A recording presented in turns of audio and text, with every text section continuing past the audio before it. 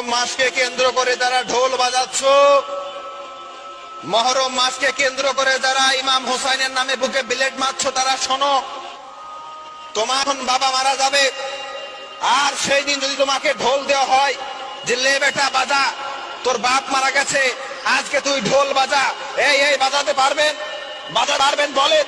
যদি বাজাতে না পারেন, তাহলে ইমাম হুসাইন রাদিয়াল্লাহু তাআলা আনহুকে যখন শহীদ করা হয়েছে, সেই দিনকে উপলক্ষ করে, সেই দিনকে স্মরণ করে কেন ঢোল বাজাচ্ছেন?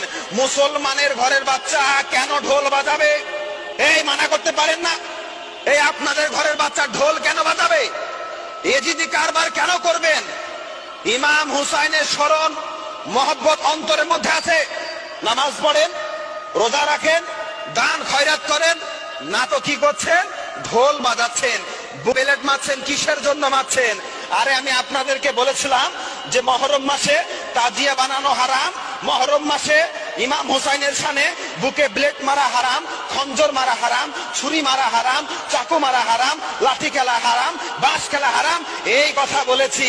আর মানুষের মধ্যে একটা কোলাহল সৃষ্টি হয়ে গেছে, মানুষ নিয়ে আমাকে নিয়ে সমালোচনা করতে আরম্ভ করেছে। শোনেন, হারাম বলেছি, হারাম, যেটা হারাম হারাম। এ প্যারে মুসলমান, গর্দন যদি চলে যায় তারপরে বলবো হারাম হারাম হারাম।